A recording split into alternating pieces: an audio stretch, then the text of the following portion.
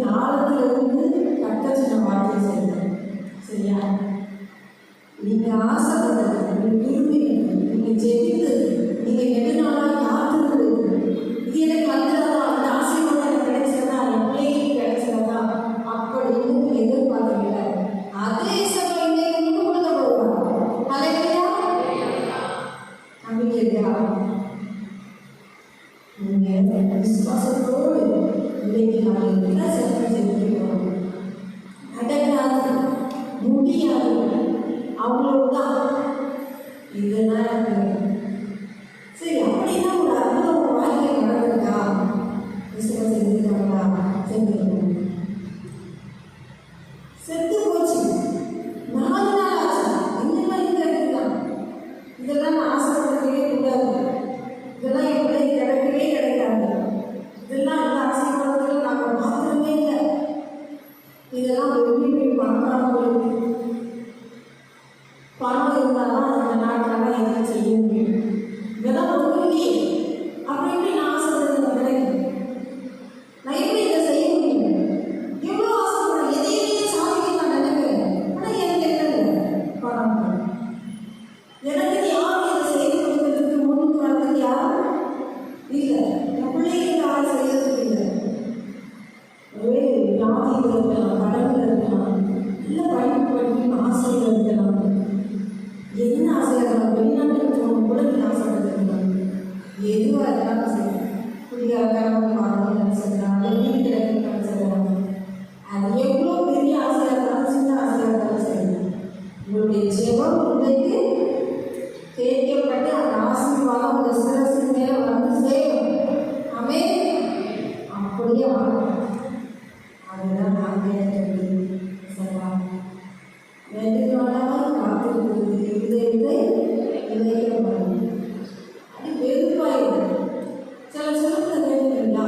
நானே ஒரு சத்த ஜடமாக பாடுறேன், என்னப்பா இப்படி இருக்கியா? நான் எப்படி இருக்குன்னு நினைப்பீங்க? ஏதோ சாப்பிட்றேன், ஏதோ போடுறேன், ஏதோ பாடுறேன், எதுக்கு வாழ்றது எனக்கே தெரியல. யாருமே என்ன கேட்கறதில்ல, இதை பற்றி யாரும் கவலைப்படல. அது நான் யாரை பற்றி கவலைப்படல. அப்படி ஒரு சில வாழ்க்கை இருக்கிறாங்க. அதுதான் இருதயத்தை எல்லைக்கப்படுறது. என்ன எப்படினாங்க சில பசியோடு இருக்கும்போது அந்த பசியில் ஏதாவது நம்ம சாப்பிட முடியாதான் நினைப்போம். அதுக்கப்புறம் பிரியாணி வந்தாலும்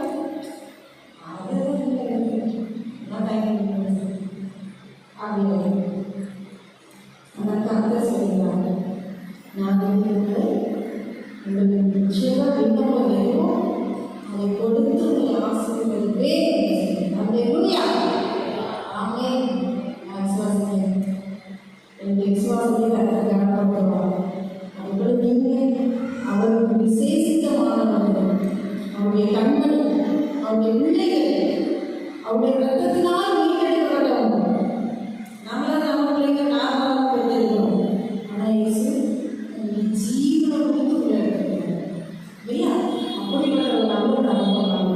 அவர் நிச்சயமாக ஒரே ஒரு நாளில் சொல்லியிருக்கோமா? அப்பா நீங்கள் என்னோட பேசுன்னு சொல்லியிருக்கோம். அவர்களே உங்களுடைய சத்தத்தை கேட்கிற ஒரு பாக்கியத்தை எடுத்தாங்க. இந்த ஆளுநர் முழுவதும் அவருடைய மகிமை பிரசன்னத்தால் நிரப்பப்பட்டிருக்கிறது. பரிசுத்த ஆவியானவருடைய அசைவானது முழுவதும் இருக்கிறது. அப்பா, நீங்க என்ன என்று சொல்ல நினைக்கிறீர்களோ அதை நாங்கள் கேட்பதற்கு எங்கள் செவிகளை திறந்து முடிச்சிருக்கிறோம். அதை வார்த்தையை நாம் கேட்கும் பொழுது அதை உட்கொண்டு அதற்கு நாம் கீழ்ப்படியும் பொழுது அவர் நம்மை ஆசீர்வதிக்கிறார். என் வசனத்துக்கு பயந்து நடுங்குகிறவர்களையே நான் நோக்கி பார்ப்பேன் என்று அவர் சொல்லியிருக்கிறார். நன்றி. பரிசுத்த ஆவியானவரே, எங்களோடு பேசி இயேசுவின் நாமத்தில் ஜெபிக்கிறோம் நல்ல பிதாவே. ஆமென். யோசுவா 6ஆம் அதிகாரம் வசனம் 1.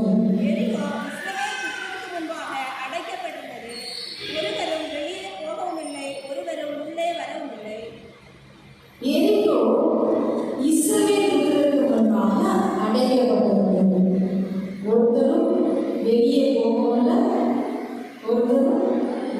வரவும் இல்லை. அப்படின்னா என்ன அர்த்தம்? ஒரு வீடு பூட்டியே இருக்குமா, நீங்க இன்னும் 4 நாளா பார்க்கவே இருந்தீங்க, அந்த வீட்டுக்கு யாரும் போகணும், அந்த வீட்டுல இருந்து யாரும் வரவும் இல்லை. ஆனா அங்க எல்லாரும் சந்தோஷமா இருக்காங்க, ஆளுக்காக சண்டை போட்டு இருக்காங்க எல்லாம். அப்படின்னு என்ன அர்த்தம்? அங்க கிடைக்கிற எல்லா செலவும் உள்ளே இருக்கு. எரிபொருள் மதில் சுவர்கள்ல வணிக ஸ்தலங்கள் இருந்தது, கடைகள், லாட்ஜ் இருந்தது, வீடுகள் இருந்தது. அவ்வளோ பெரிய மதில் இருந்தது, பெரிய கோட்டைன்னு சொல்லப்பட்டது. அதுக்கு வாசல் வரணும், வாசல் சாதாரணமான கூட்ட முடியாது, தர முடியாது. நானும் நீங்களும் போய் அதை தர முடியாது, அவ்வளோதான் சாணியா போயிடும். அவ்வளோ வெண்கல கதவுகள், இரும்பு தாழ்வாளர்கள் சொல்லலாம். அதன் வழியாக கட்ட செஞ்சிருந்தாங்க. பயங்கரமான கதவுகள். அதை ஒரே ஒரு கதவு தான் அரசு தான். அதுக்கப்புறம் வெளியில் ஒன்றும் செய்ய முடியாது. அதுவும் காலை ஒரு நேரம் திறந்தாலும் சாயங்காலம் ஒரு நேரம் திறந்தாலும் சும்மா தான். இங்கே யாரும் வர முடியாது, அங்கே வர முடியாது. பேசுறதுக்கு யாரும் அதுக்குள்ள போகவே முடியாது. இதுக்கு இடையில எல்லாம் அப்படியாவது கேமரா இருக்கும். அப்போ அங்கே ஒன்றும் கிடையாது, எல்லாம் வச்சு பார்த்துட்டு மாதிரி கரெக்டாக அங்கே உள்ளோட நினச்சி கொண்டேன். அவன் யாரும் வந்து எக்ஸ்ட்ரா வந்துருக்கிறாங்க. இந்த அன்பான ஒரு மகள் ராகா, அவங்களும் அந்த மாதிரி இருக்காங்க. அவங்க வீடு அந்த மனுஷன் மேலாம் இருக்கு.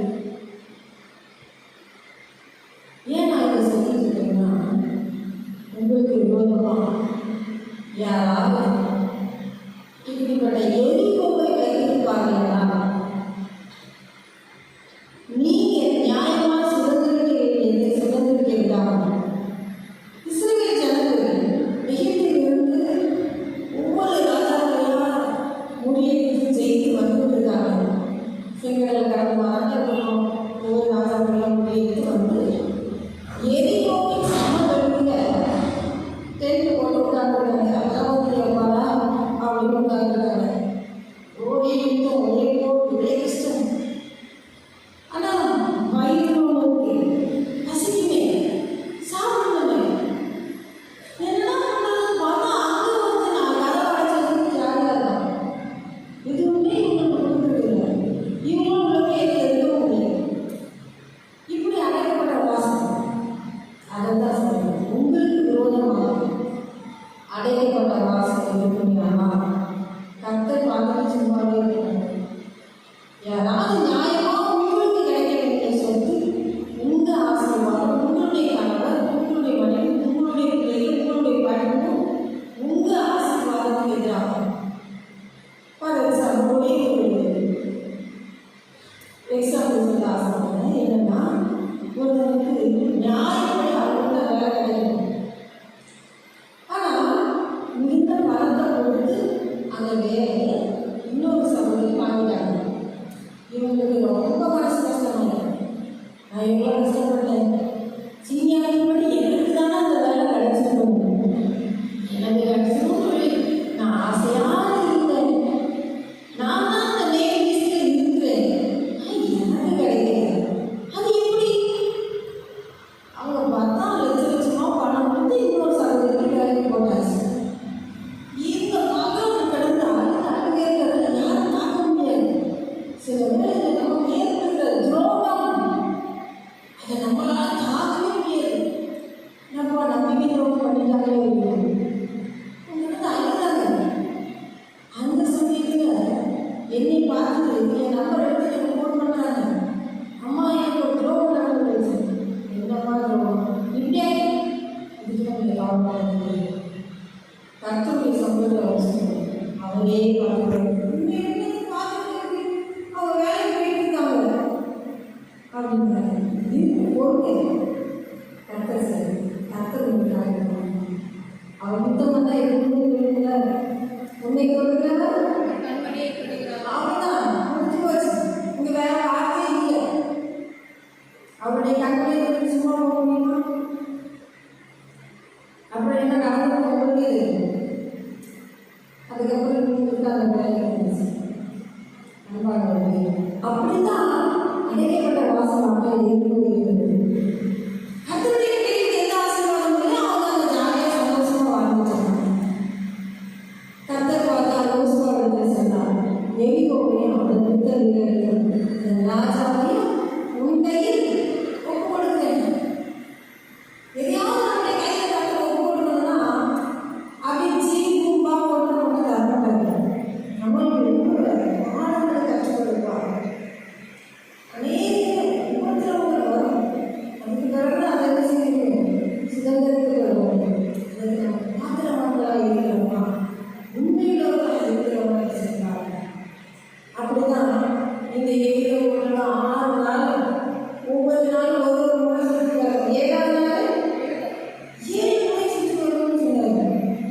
எப்படி இருக்கணும்? நீங்கள் நல்லா சுற்றிடுவோமா? ஏற்கனவே நடந்து கைகாலம் ஒரே மாதிரியா இருக்கும். மறுபடியும் சொல்லணுமா? அப்படின்னு அந்த யாரும் யோசுவா கரெக்டாக செஞ்சிருக்கோம். அப்படி ஒரு முடிவெடுத்து இருக்கும்போது யோசுவாவுக்கு ஒரு யோசனை வந்தது. ஏன் அந்த தேசத்தை ஏற்படுத்தப்பட்டாரு? அது எப்படி இருக்கு? அதன் பதில் சொல்கள் எப்படி இருக்கு? அதுக்குள்ள ஆட்கள் எப்படி இருக்காங்க அப்படின்னு கொஞ்சம் வேறு பார்க்கணும் நமக்கு ஆசை. அதனால ஒரு சிலரை வேறு பார்க்க சொல்லி அனுப்பி வைக்கிறார். இப்போ எதையோ எப்படி பார்க்கணும், இவங்க வந்தவங்க நேரம் கொடுத்துட்டாங்க. ஆமா, ராகம் என்னும் பேசி என்று சொல்லப்படுகிறது. அவங்க வீட்டுக்கு வந்துட்டாங்க.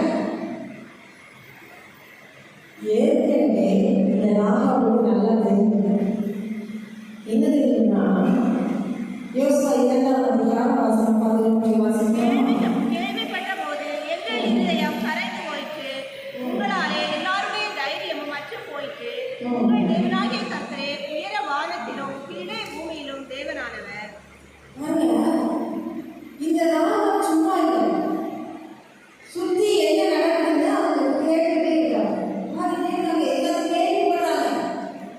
உங்களை குறிச்சு எங்களுக்கு இருதயம் கரைஞ்சு போயிருக்கு, பயந்து போயிருக்கோம், தீவிரங்களை பிடிச்சிருக்கு, பயம் ஏன் தெரியுமா? செங்கலை கடந்து அந்த ரோடு செஞ்சது தெரியும். அதுக்கப்புறம் ஒரு 4 ராஜாக்கள் பண்ணது தெரியும். எல்லா ராஜாக்களுடைய பட்டணங்களையும் நீங்கள் கைப்பற்றிருக்கிறது தெரியும். உயரை வானத்தையும் கீழே பூமியும் உங்கள் தேவனாகவே தேவனாக எனக்கு தெரியும். இப்போ நம்ம சுற்றி என்ன நடக்குது தெரியுமா? நம்ம சுற்றி என்ன நடக்குது நமக்கு தெரியுமா? ஒன்று சொல்லுங்க.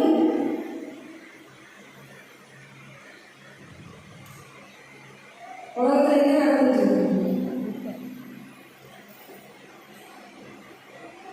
ஒன்று உங்களுக்கு தெரிஞ்சது ஒன்று சொல்லுங்க. பாப்பா சொல்லுங்க, எனக்கு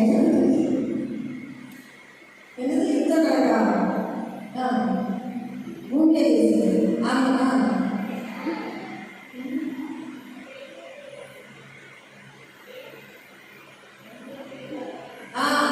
நடக்குதா? அதுக்கப்புறம் வேலைக்கு போறீங்களா? அப்புறம் அங்கே இருக்க கிறிஸ்தவர்கள் அடிச்சு போடுறாங்க, வேலைக்கு போறீங்களா? நிறைய நடக்குது. அது ஒன்று நம்ம கையில் போடுறோம். நமக்கு தெரிய மாட்டேங்குது. தெரிஞ்ச போது நாம் திரும்பவும் இல்லை. செல்போனுக்கு இப்போ எதுனா நம்ம பார்க்கலாம். ஆனால் நம்ம சுற்றி என்ன நடக்குதுன்னு அதை பார்க்க மாட்டோம். ஆனால் இந்த நேரத்தில் உலகத்தில் என்னவோ நடக்க வந்து நமக்கு வந்தா பார்க்கலாம் அப்படின்னு ஒரு அசால்ட்டு. அப்படி உலகம் வந்தாங்க பூமி எடுத்துக்கணும் இருக்கிறவங்க இருக்குது. இப்போ எவ்வளோ சேரலாம் அப்படின்னு நினைக்கிறோம். ஒவ்வொருத்தருக்கும் ஒவ்வொரு டாக்ஸி. ஆனால் இவங்க யோசிச்சு பார்த்தாங்க, இதற்கு அவங்க பேசினா அவங்க செய்கிறது ஒன்றும் என்ன யோசிச்சாங்க தெரியுமா? இந்த கர்த்தர் உண்மையான தெய்வம், இஸ்ரவேலின் சேனைகளின் தேவனாகிய கர்த்தர் என்பதே நாமம்.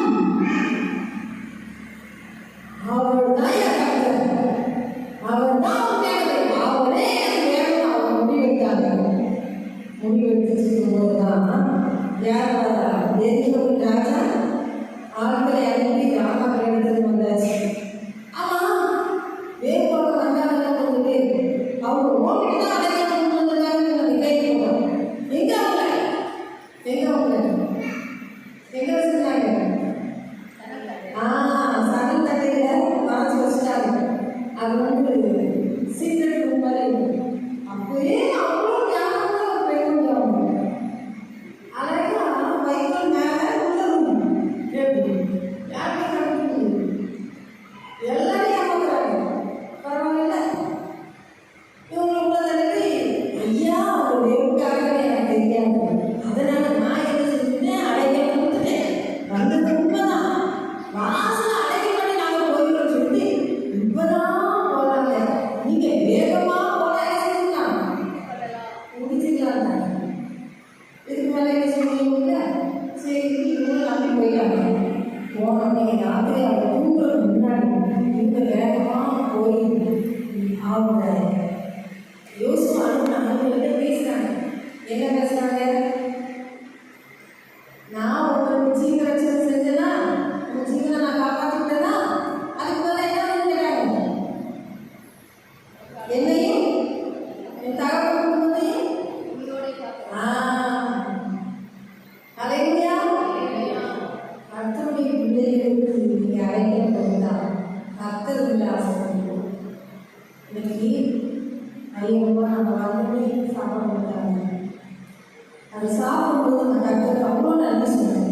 ஆனால் நான் வந்து 3-4 நாள் வந்து ஒரு நல்ல சாப்பாடு நாங்கள் சாப்பிடலாம். அது போட்டு சாப்பிட்டா நம்ம ஒத்துக்கிறது. அப்போ ஒரு டம்ளர் தண்ணி கொடுத்தாங்க கத்தத்தை கணக்கு ஒரு நாற்பது மாட்டாங்க. நீங்க கூட அதை சரி எனக்கு ஒரு டம்ளர் தண்ணி கொடுப்பீங்க, மரம் போயிடுது. ஆனால் அது கணக்கு கரெக்டாக இருக்கும். அது உரிய கணக்கு உங்களுக்கு தலைமுறை தலைமுறைக்கும் சொல்றாங்க எங்களை காப்பாற்றணும். சரி, நீ எங்களை இறக்கி விடுறியே இதே சங்கத்தில் சிகப்பு கையில கட்டி விடுறீங்க. நாங்கள் இதை அடையாளமாக வச்சுக்கிறோம். சரியா? நீ ஒரு வேலை இந்த சிகப்பு கையில கட்டியும் அதுக்குள்ள இல்லாம இப்போ எப்போ வேணாலும் நடக்கணும், எரியோட எப்போ வேணாலும் உடையலாம். அந்த சமயத்தில் நீங்க எங்க இருக்கணும்? சிகப்பு கட்டப்பட்ட அந்த வீட்டுக்குள்ள இருக்கணும். இது எங்க நடந்துச்சு? தலைக்கு சகாரம் முடிச்சா எகிப்துல சகாரம் வந்து கட்டுறாங்கன்னா வியாபாரம் 12 வசனம் வரணும். நீங்கள் இருக்கும் வீடுகளில் அந்த இரத்தம் உங்களுக்கு அடையாளமாக இருக்கும். அந்த இரத்தத்தை நான் கண்டு உங்களை கடந்து போவேன். நான் இழுப்பு தேசத்தை அழிக்கும் போது அழிக்கும் வாதை உங்களுக்குள்ளே வராதிருக்கும். அவர் சொல்றாரு, ஒரு வயதில் கழிச்சு ஆட்டுக்குட்டி எடுத்து அந்த ரத்தத்தை உங்களுடைய காலில் மேலே பூசிக்கிறீங்க. ஏன்னா ஒரு வேலை சகாரத்துக்கு வரும்போது அவருக்கு உங்க வீட்டில் எதுன்னு அடையாளம் தெரியுமா? அவர் பாட்டு எல்லாரும் போட்டு தெரியும். எகிப்தை அழிக்கும் போது நீங்களும் அழிஞ்சு போயிடக்கூடாது. அதுக்காக இதுக்கு ஒரு அடையாளம் வச்சுருக்காங்க. அதே போல இங்க சொல்றாங்க, இந்த சிவபெருமான் கட்டின அந்த வீட்டுக்குள்ள நீங்க இருந்தா தப்பிச்சுக்கணும். ஒரு வேலை அப்படி இல்லாம நீங்க மட்டும் அங்கே சுற்றிட்டு இருந்தா ஒன்றும் செய்ய முடியாது. இந்த லோத்து யாரை கூட்டாரு? லோத்து யாரை கூட்டாரு? 2 மரமான கூட்டாருங்களா? அவங்க போனாங்களா? அழிவு தப்பிக்கவே முடியும். இப்போ நீங்களும் நானும் கூட இயேசுடைய ரத்த கொண்டையில் எவ்வளோ பாதுகாப்பாக இருக்கோமோ அவ்வளோ நல்லது. அதை விட்டு நாம் அதை இஷ்டத்துக்கு அதை நம்ம வாழ்க்கை இருக்கோம். சில சொல்றது கேட்டுருக்கோம், ஏதோ கருத்து சாப்பிட்டு வாழ்ந்துட்டு இருக்கோம் அப்படின்னு. அப்படி ஏனதான் வாழ்ந்துட்டு இருந்தா கத்தர் ஒரு நாள் வருவார். அவர் வரனால தெரியுமா? நம்ம செஞ்சுட்டு இருக்க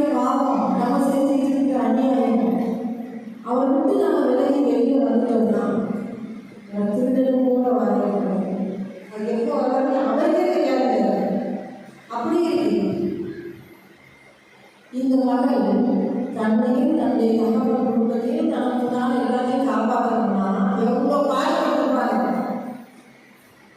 இவங்க எவ்வளோ நாள் கழிச்சு வெளியே சொல்லிட்டாங்க. அது எப்போ இருக்குன்னா இவங்களுக்கு எதுவுமே தெரியாது. ஆனால் இவங்க வார்த்தைக்கு அவங்க கீழ்ப்படுத்தி இருந்தது பார்க்கணும். அதனால் அவங்களும் அவங்க குடும்பமும் காப்பாற்ற. அதன் பிறகு இந்த யோசுவா எரிமலை இடித்து தரைமட்டமாகின பிறகு ஒரு சாபத்தை அங்கே வைக்கிறது. அது என்ன சாபம்? யோசுவா 6:26.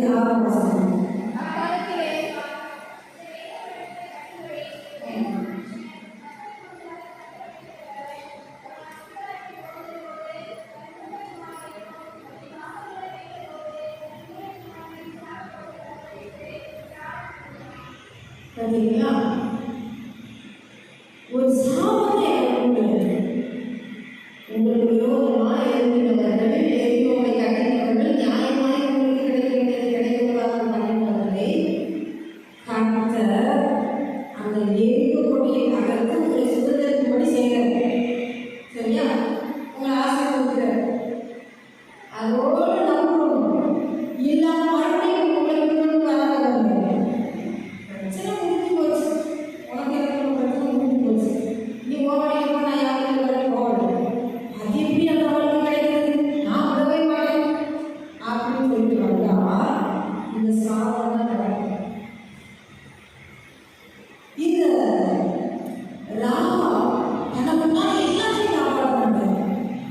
அது மாத்திரமல்ல, இஸ்ரவேலே இந்நாள் வரைக்கும் அவங்க உண்மையிருக்கிறாங்க என்று சொல்லி எழுதப்பட்டிருக்கிறது. எட்டாவது வசனம்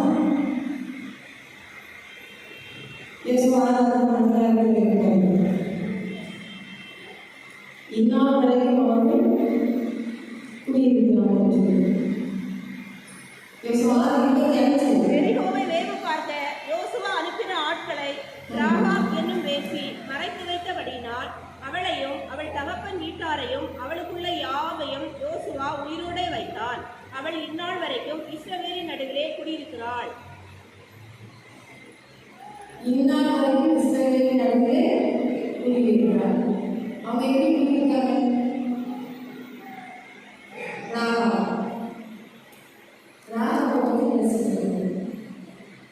இப்போ வரைக்கும் அவங்க குடியிருக்கிறாங்க இஸ்ரவேலின் நடுவிலே. தெரியுமா? ஆன்சர் சொல்லிட்டீங்கன்னா ஒரு வயசு கொடுக்கும்.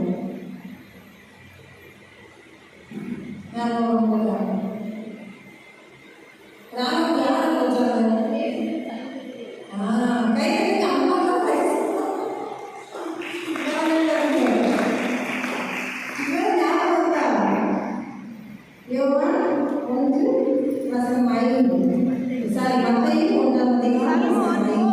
ராகாவினிடத்தில் பெற்றான். போவாஸ் ஓபேதை ரூத்தினிடத்தில் பெற்றான். ஓபேத் ஈசாயை பெற்றான்.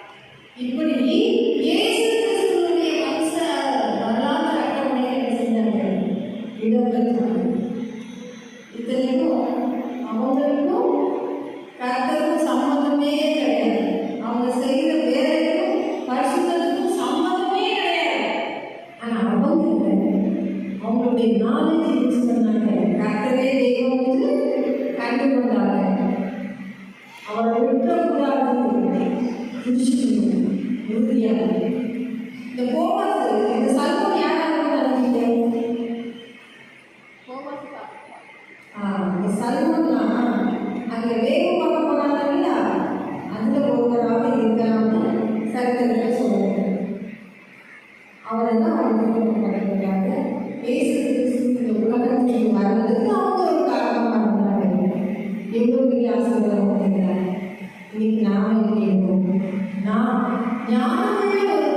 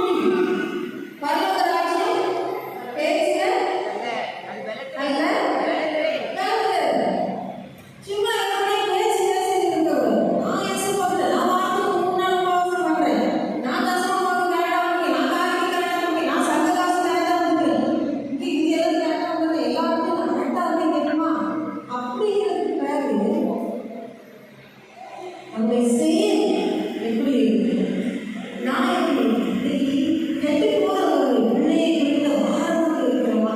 அந்த பிள்ளை கூட எனக்கு அது சொல்லதான் முடியும். கீழ் பண்ணா பரவாயில்ல, இன்னும் கீழ் பண்ணிய மாதிரி இல்லை, அது ஒரு ரிஸ்க் இருக்கு அப்படின்னு அண்ணா இந்த சாபம் சொல்றாங்க. எரியோவே கட்டுப்பட்டு எரியும் மனுஷர் அதன் அஸ்திவாரம் போடும்போது மூத்த குமாரனையும் நிலைக்காவல் வைக்கும் பொழுது இளைய குமாரனையும் சாக கொடுப்பாங்க. அப்படின்னு மூத்த குமாரன் செத்துறான், இளைய குமாரன் செத்துறான் அப்படின்னு என்ன அர்த்தம்? வம்சமே இல்லாம போயிடும். புரிஞ்சுதா? கர்த்தருடைய பிள்ளைகளாகி உங்களுக்கு எதிராக யார் எழுதினாலும் வேற அர்த்தம் பண்ண வேண்டும். அவன் வேற தடுக்கிறது. அவன் எந்த முக்கிய பெருவது படம் சுவாமி முடிஞ்சு உங்களுக்கு விரோதமா, கர்த்தருடைய பிள்ளைக்கு விரோதமா எரிக்கோட கட்டம் தான் இடிச்சு போட்டு வச்சிருக்கு. இனிமேல என் பிள்ளை விரோதமா எழுதுப்பியா, அது எழுதுக்க மாட்டேன், அவன் வழியில் போயிட்டாங்கன்னா தப்பிச்சாங்க.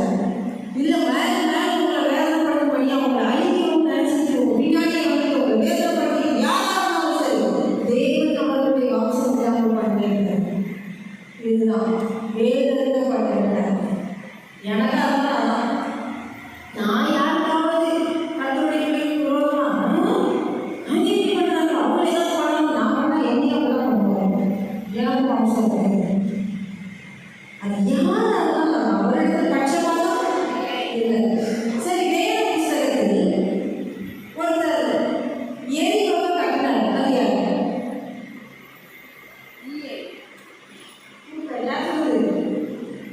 அம்மா தான். கண்டிப்பா. சரி, சொல்லுங்க. அதை எங்க தெரியுமா? வேற புத்தகத்தில் இருக்கு. அது எங்க இருக்குன்னு நினைச்சுங்க. ராஜாக்கள் புத்தகத்தில் இருக்கு. பார்க்கலாமா? 1 ராஜாக்கள் 16:34. அவன் நாட்களிலே பெத்தேல் ஊரானாகிய ஈயேல் எரிகோவை கட்டினான்.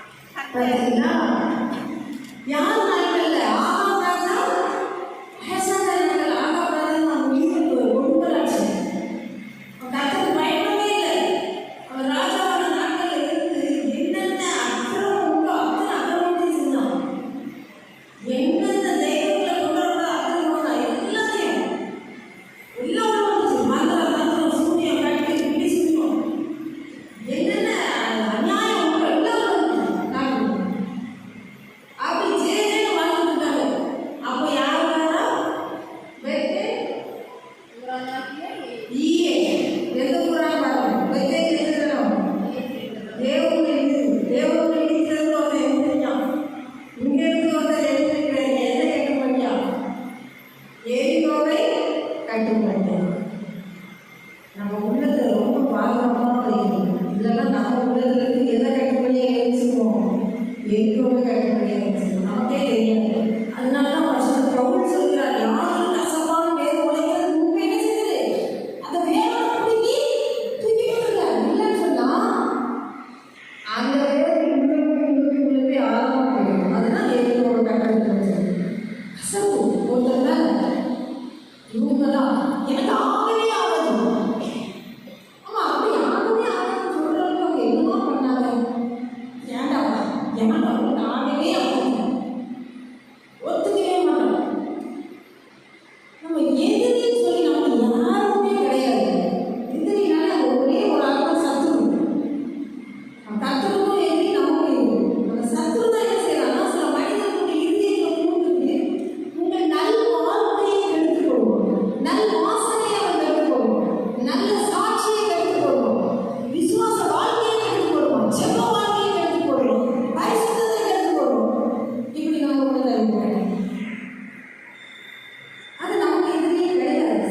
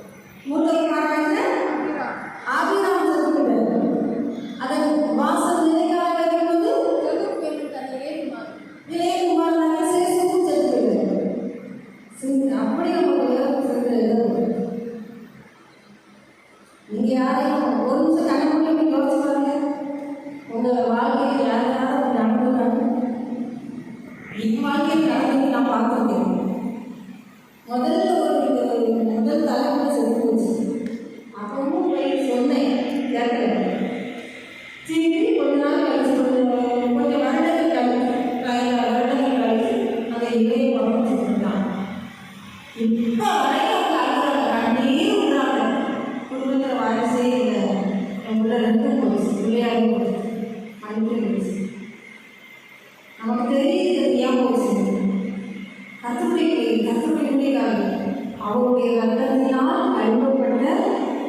கழுவப்பட்டு நீதிமான்களாக்கப்பட்ட நீங்கள் உங்களை வச்சுதான் பேசுகிறது. அவருடைய செல்வங்கள் அவருடைய கண்மணி உங்களை யாரும் எதுவும் செஞ்சாலும் நீங்கள் கவலையே படாதீங்க, அழாதீங்க, ஏன்னா கேட்கறவங்க யாரும் வந்து வருத்தப்படாதீங்க. ஐயோ பாவம் யார் இப்படி ஒவ்வொரு தூரமாக செஞ்சவங்க நிலைமை ரொம்ப கஷ்டம். அன்பானவர்களே, லூக்கா 10:30 நம்ம வாசிக்கிறோம். இயேசு பிரதித்திரமாக, ஒரு மனுஷன் எருசலேமிலிருந்து எரிகோவுக்கு போகையில் அப்படியே ஒரே விஷயம். இயேசு பிரதித்திரமாக இயேசு 2000 வருஷம் முன்பா நடந்தது. மனித அவதாரம் எடுத்து இந்த பூமியில் அவர் மனிதர்கள் ஒரு மனிதர் ஆகசிச்சு வரும்போது அவர் சொல்றாரு, தன் திருவாயை திறந்து சொன்ன ஒரு உவமை. ஒரு மனுஷன் எருசலேமிலிருந்து எங்க போறாங்க? எருசலேம் வருமா?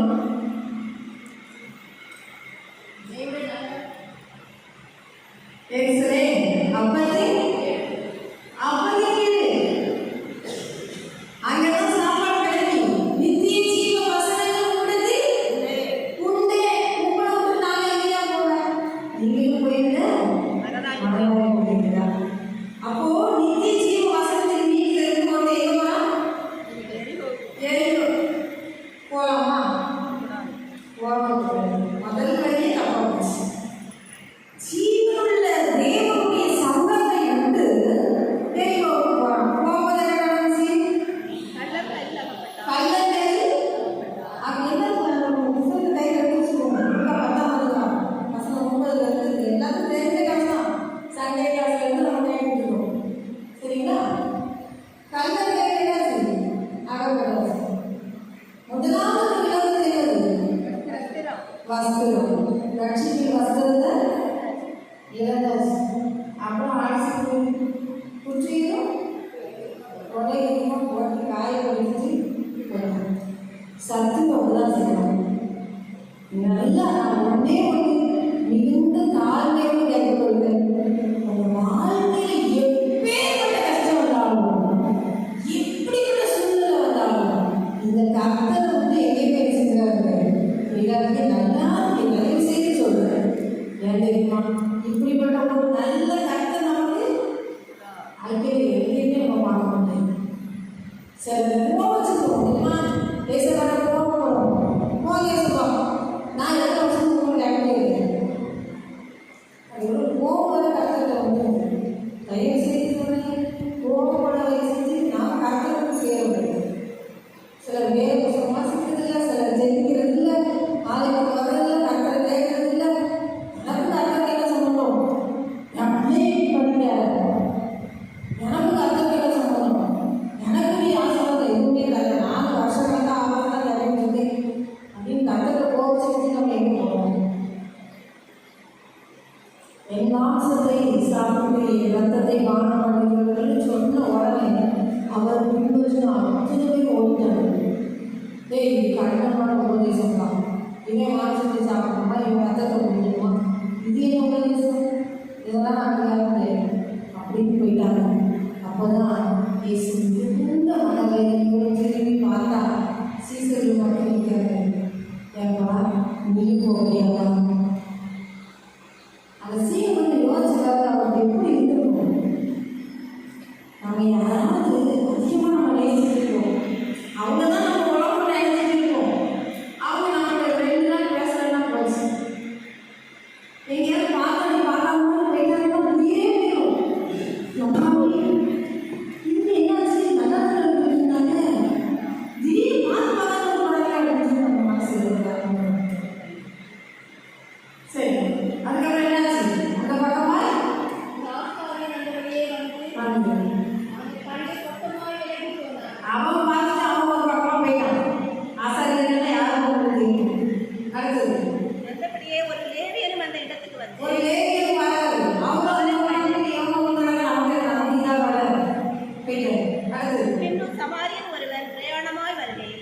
அவனை கண்டு மனதுருகி கிட்ட வந்து அவனுடைய காயங்களில் எண்ணெயும் திராட்சரசமும் வார்த்து காயங்களை கட்டி அவனை தன் சுய வாகனத்தின் மேல் ஏற்றி சத்திரத்துக்கு கொண்டு போய் அவனை பராமரித்தார்.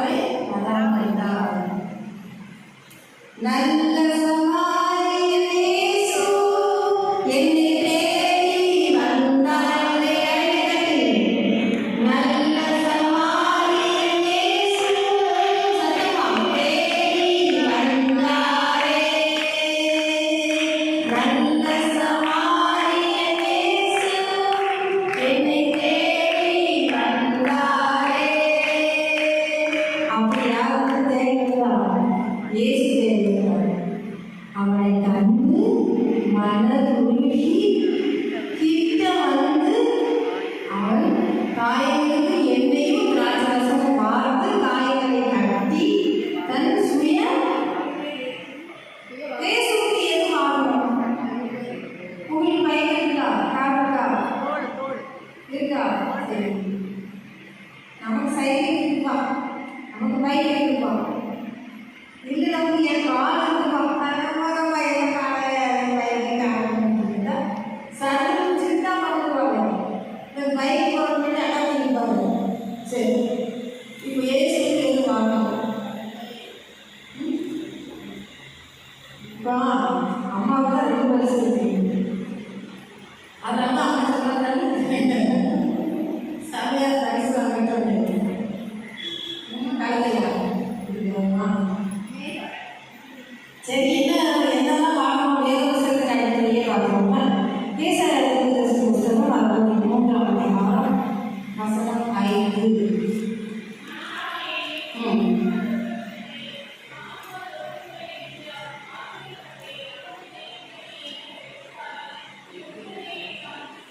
அப்படின்னா ஏசாயா 9 வசனம் 6.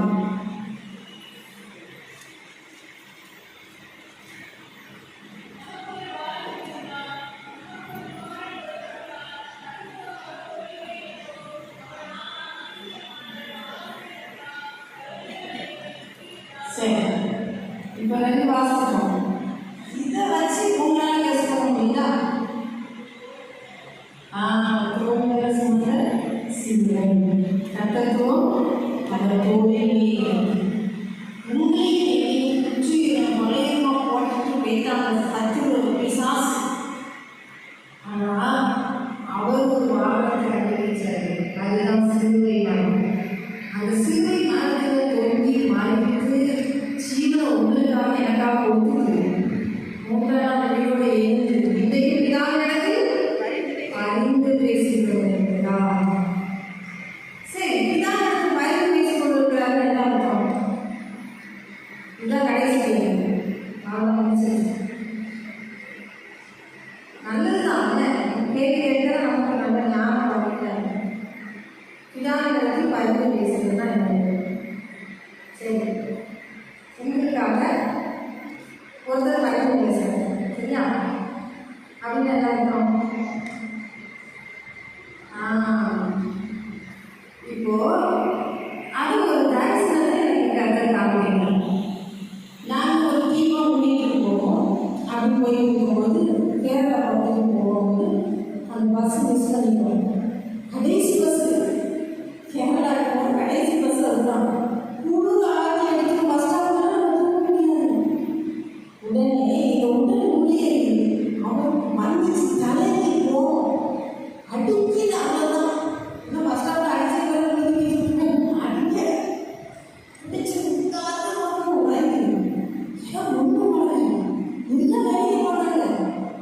கத்தோடு வளையிறது இப்படி ஒரு வார்த்தையாகும். பேக் நடி போய் அங்கே பஸ் முடிச்சு அதை ஏற்றாங்க. அது எங்கே போனாலும் தெரிஞ்சாலும் போய் நினைக்கிறாங்க. ஆள் முன்னாடி சொல்லி இந்த வானம் தெரியுதுன்னு ஒரு திரை வந்து அப்படியே முன்னாடி ஒரு திரை வந்து வானத்தை தான் நான் பார்க்க நினைச்சேன். அப்படிதான் இருந்தது. அதுதான் ஒரு பெரிய சிங்காசனத்தை பார்த்தேன்.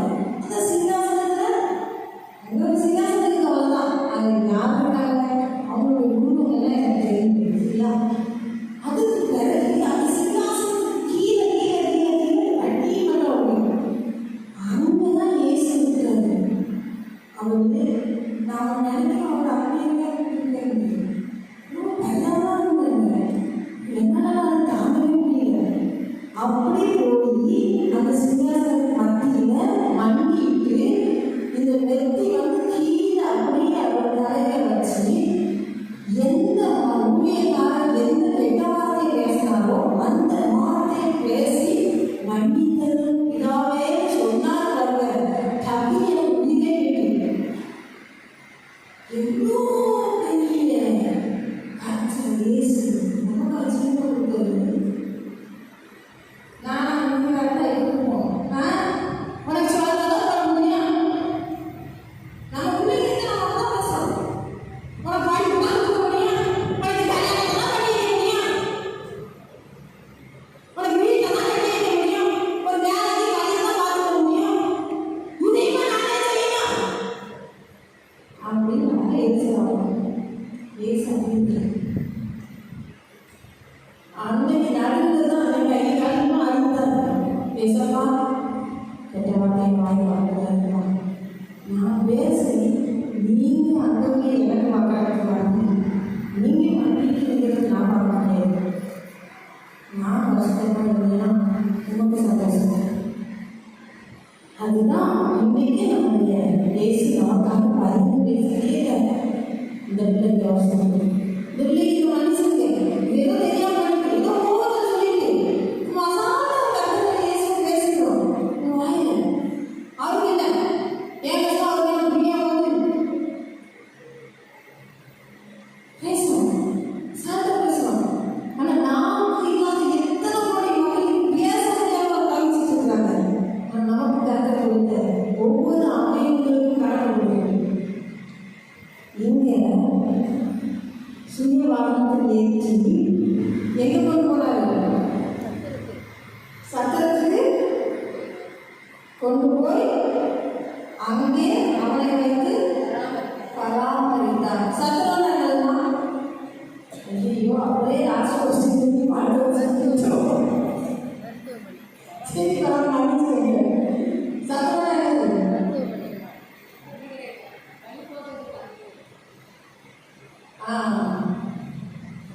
இப்பவும் அம்மாவோட வயசு போகுது. வயசு கூட எனக்கு இப்போ அம்மா அந்த ஒரு வார்த்தை சொன்னாங்க. சபை திருச்சபை சர்ச்சு இதான் என்னது சத்திரம். சத்திரம் வந்து இங்கிலீஷ்ல லாட்ஜ், அது வேற சத்திரம். இங்கே குறிப்பிட்ட சத்திரம் என்னன்னா திருச்சபை. அவர் தன்னுடைய சொந்த சிலுவையை சுமந்து நமக்காக ஜீவனை கொடுத்து ரத்தத்தை சிந்தி சம்பாதிச்சதுதான் எது? திருச்சபை. திருச்சபை மூளைகள் யாருமா? இயேசு. இயேசுங்கிறது ஆசீர்வாதத்தில் எல்லா திருச்சபையும் இருக்கு. அவர் வரும்போது எதை எடுத்து வருவாரு? சபை. திருச்சபையாக மனவாட்டத்தை எடுத்து இருக்காரு. எல்லாரும் கிடையாது.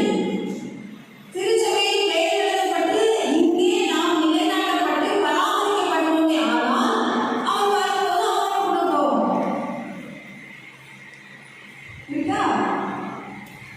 அப்படி இல்லைன்னா நிறைய பேர் தவறு பண்றாங்க. என்ன தவறு பண்றாங்கன்னா திருச்சபை கட்டணம் மூலம் கூட இந்த சபையை அலட்சியம் பண்றது. அலட்சியம் பண்றது இங்க என்னது? இங்க என்ன ஜோம் பண்றாங்க? இங்க கட்டணம் குறிச்சு சரியா பேசல. இங்க ஏசு இல்லை. அப்ப எங்க இருக்காரு? திருச்சபையில் சில சட்டத்திட்டங்கள் இருக்கு, ஒழுங்குகள் இருக்கு. அதன்படி நடத்தப்படுகிறது தான் அந்த திருச்சபை. இதை விட்டுட்டு நம்ம எங்க போக முடியும்? சொல்றாரு நீங்க வாசிங்க. வாழ்நாளிலே நான் புறப்படும்போது 2 பணத்தை எடுத்து சட்டத்தார் கையில் கொடுத்து நீங்கள் விசாரிப்புகள். சரி, அடுத்த ஒரு கொஸ்டின் தான் வாசிக்கிறீங்க. சத்திரம் தான் யாரு? சத்திரம் திருச்சபை சொல்றோமா? அப்ப சத்திரம் தான் யாரு? சத்திரம் சர்ச்சுன்னு சொல்றோமா? இதுதான் சத்திரம். அப்ப சத்திரம் தான் யாரு?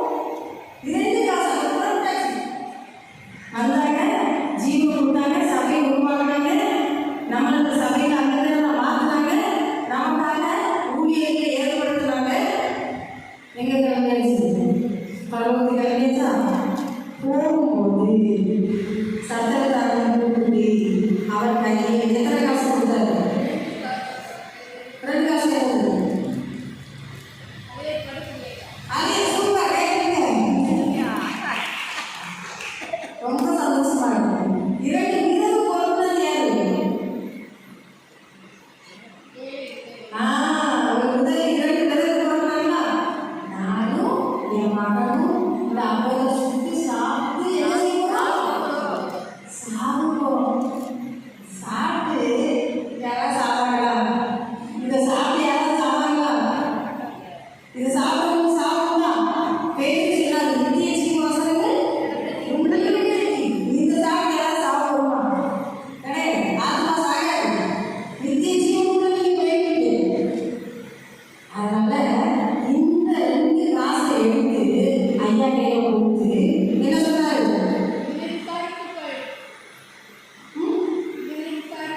இவரை விசாரித்து போது இவனை விசாரித்துக்கொள். நீங்க ஒவ்வொருவரும் நம்மளுடைய கையில இருக்கிற இந்த வேத புஸ்தகத்தின் அடிப்படையில விசாரிக்கப்படுகிறது, வழிநடத்தப்படுகிறது. சரிங்களா? அப்போ அவங்க இதன் அடிப்படையில் உங்களை நடத்தும் போது இந்த வார்த்தை கேட்டு நாம அவங்களுக்கு முன்வழி போடுறோம். நான் என் இஷ்டத்துக்கு போகணும். மேய்ப்பர்கள் என்ன சொல்றாங்களோ அவங்களை கீழ்ப்படிந்து நடக்கணும். அதுதான் சபையின் சட்டத்திட்டங்கள் ஒன்று. அப்படி இன்னொரு வார்த்தை சொல்றாங்க, யாருமே சொல்ல மாட்டாங்க. இதற்கு மிஞ்சி ஏதாவது நீ செலவழித்தாயா, நான் வருவேன், வந்து அதை வந்து தருவேன். நம்ம அப்பா ஏசப்பா போல யாராலுமே ஒரு நாமெல்லாம் அதெல்லாம் நான் முடிஞ்சு தெரியுமா அப்படின்னோம். சாவு வரைக்கும் மரணம் தான். ஒருத்தருக்கு எதாவது முடிச்சுக்கோங்க மரணமா நினைக்கிறீங்க, அவங்க பார்க்கணும்னா நான் அவங்களுக்கு அதை செஞ்சு நான் இவங்களுக்கு இது செஞ்சு அப்படின்னு நினச்சிட்டு இருக்கோம். கர்த்தர் சொன்ன ஜீவனை கொடுத்து சபையை உருவாக்கி அந்த மேற்கில் எழுதிய 2 புஸ்தகங்கள் இது சும்மா வரல. வேத புஸ்தகம் ஈஸியானது இல்லை, லேசானது இல்லை. இதுக்கு எத்தனை பேர் மரணத்துக்கு உயிர்கள், எத்தனை பேர் ரத்த சாட்சியாக இதுக்கு அழகாக இல்லாத நான் பாட முடியும். உடம்பிடப்பட்டது தத்துவடைய வசனம் உடம்பிடப்பட்டது. அவங்க சும்மா தரல வசனங்க அப்படி உடம்பிட்டு தந்த ஒரு வார்த்தை. வார்த்தையை பரிசுத்த வார்த்தையை நமக்கு கொடுத்தாரு மேய்ப்பர்களுடைய கையில். இன்னைக்கு நம்ம கையில் எல்லா கையிலும் இருக்குது. எவ்வளோ பெரிய வார்த்தை தெரியுமா? இதை நம்ம அலட்சியப்படுத்தவே கூடாது. நான் சொல்றாரு, இதை இங்கே வச்சுருங்க, இப்படி நடத்துகிற ஜனங்களை ஒரு வேலை இதுக்கு மிஞ்சி ஏதாவது நீ செய்திருப்பாயாமா, அதை நான் பார்த்துட்டு வந்து செலவழிச்சு பணத்தை நான் தருவேன். இதுக்கு மிஞ்சி ஏதாவது நம்ம செலவழிக்க முடியுமா? நிறைய பேர் சொல்றதை நான் கேட்கிறேன். நான் இப்போ வந்து இந்த புத்தகத்தை வெளியிட்டிருக்கிறேன், இதை வாங்கி பயனடைங்கள் அப்படின்னு சொல்லி. இந்த புத்தகத்தை மிஞ்சி ஏதாவது பண்ணுமா? இதில் தேடி வாசல் ஒன்று ஜோடி இல்லாமல் போகிறேன். இருபுறமும் உங்களுக்கான ஆலோசனை, உங்களுக்கான வார்த்தை, நித்திய ஜீவனுக்கான வசனம், ஞானம், புத்தி, அறிவு, பரிசுத்தம் எல்லாமே இருக்கிறது. இதற்கு மிஞ்சின புஸ்தகமும் கிடையாது, எதுவும் கிடையாது. யூடியூப்ல எடுத்துக்கலாமா, இல்லை என் வார்த்தை எடுத்துக்கலாமா? எல்லாமே இதிலிருந்து தான் பிரசங்கிக்கப்படுகிறது. இதிலிருந்து தான் உங்களுக்கு கொடுக்கப்படுகிறது. இந்த வார்த்தையை வாசிப்பது அதுபடி நடங்க. நம்ம இருந்துக்கலாமா, நம்ம ஜெயிக்க போகிறோம். கர்த்தருக்கு இந்த நாள் உங்களை ஆசீர்வதிக்க.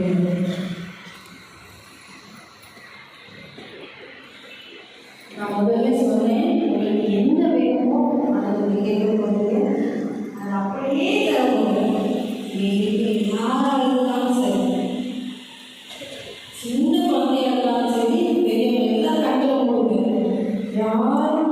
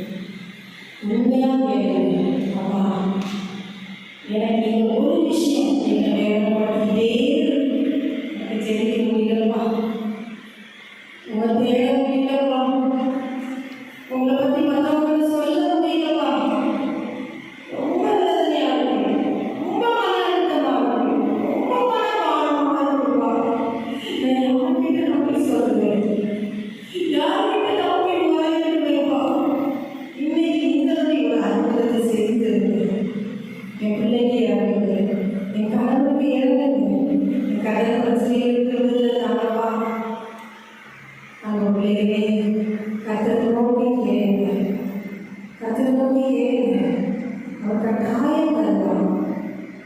அவர் சொன்னால் செய்யாமல் இருக்கவே மாட்டார். அவர் செய்கிறது யார் யார் பலவீனமாக இருக்கிறீங்களோ நீங்கள் எல்லாம் எந்த பிரச்சனை இருந்தாலும் சரி, இதில் தலைவலியாகலாம், வயிற்று வலியாகலாம், முட்டு வலியாக இருக்கலாம், நெஞ்சு வலியாக இருக்கலாம், எந்த வழியாக இருந்தாலும் சரி, காது வலியாக இருக்கலாம், நரம்பு பிரச்சனையாக இருக்கலாம், மனநிலை மாற்றப்பட்ட நிலையாக இருக்கலாம், மாதிரி சரீரத்தினுடைய நோய் அது எதுவாக இருந்தாலும் சரி, கண் குறைபாடுகளாக இருந்தாலும் சரி, தோல் சம்பந்தப்பட்ட நோயாக இருந்தாலும் சரி, இப்போ நீங்கள் விடுதலையாக போகுது. இந்த நோய் உங்களுக்கு சுகம் கிடைக்கும். நீ விசுவாசிக்கிறாயா? என் அன்பு வார்த்தை நீ விசுவாசிக்கிறாயா? நீ உள்ளது நாளும் இருந்து சொல்லலாம், எனக்கு இப்போ இந்த நோயை இருக்கிறதுக்காக இந்த நோயை இருக்கிறதுக்காக செய்கிறேன். விசுவாசத்தோடு இருக்கிறேன். நிச்சயமாக அவர்களுக்கு தருவார். ஆவியானவரே, துதிக்கிறவரே, இயேசுவின் நாமத்தினால இப்பொழுது ஒரு பெரிய சுகம் இறங்கி வருவதாக. இயேசுவின் நாமத்தினால உடைய இரத்தத்தினால் சுகம் உண்டாகட்டும் என்று கட்டளை செய்கிறேன். பொல்லாத சத்துருவை விலகி போய்விட்டார்கள். வாய்களுக்கு நம்ம என்னை ஆசீர்வதிக்கிறேன். என்னை ஆசீர்வதிக்கிறேன். என்னுடைய ஆசீர்வதிக்கிறேன். படிப்பை ஆசீர்வதிக்கிறேன். நல்ல ஒரு வீடுகளை உதவி செய்கிறேன். கடன் பிரச்சனை மாறணும். குடி வேதி அசுராவின் குடியில் மாறணும். வீட்டுக்குள்ள நிம்மதி இல்லை, சமாதானம் இல்லை, பண கஷ்டம், மன கஷ்டம், வெறுப்பு எல்லாம் மாறணும்னு சொல்லி கேட்கிறாங்க. ஆவியானவர் இப்பொழுது இறங்கி வந்து உங்களுக்கு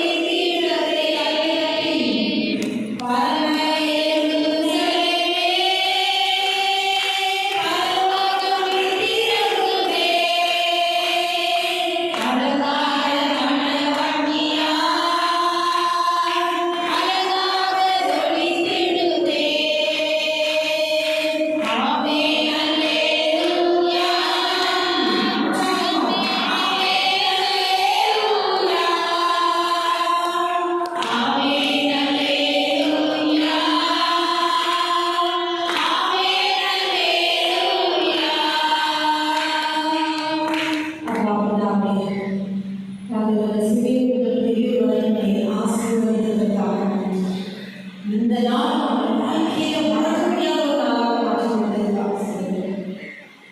சமூகத்தில் செய்கிறோம். இப்போ என் மக்களை ஆசீர்வதித்தே செய்கிறாங்க. ஆசீர்வதிக்கிறாங்க. அவங்க கண்ணீர் குறைக்கப்படணும். வாழ்க்கை சூழ்நிலைகள் மாறணும். பிடிவாதம் உள்ள பிள்ளைகள் மாறணும். நல்ல பிள்ளைகளாக மாறணும். இந்த அன்பை கண்டு ரட்சிக்கப்படணும். வீடுகளில் உண்மை சமாதானம் உண்டாகும். ஆலயத்தில் வருகிற ஒவ்வொரு பிள்ளைகளையும் தொட்டு ஆசீர்வதிப்பதற்காக சொல்கிறோம். கோடானோடியாய் அவருடைய கல்வி ஆசீர்வதிக்கப்படும். அவருடைய எதிர்காலம் ஆசீர்வதிக்கப்படும். அவருடைய ஊழியம் ஆசீர்வதிக்கப்படும். எதை செய்தாலும் உமக்காக அவர் செய்ய கருத்துமே செய்கிறார். உடைய வந்த கருத்தை ஒப்புக்கொள்ளும். இயேசு கிறிஸ்துவின் நாமத்தில் ஜெபிக்கிறோம். நல்ல பிதாவே. ஆமென்.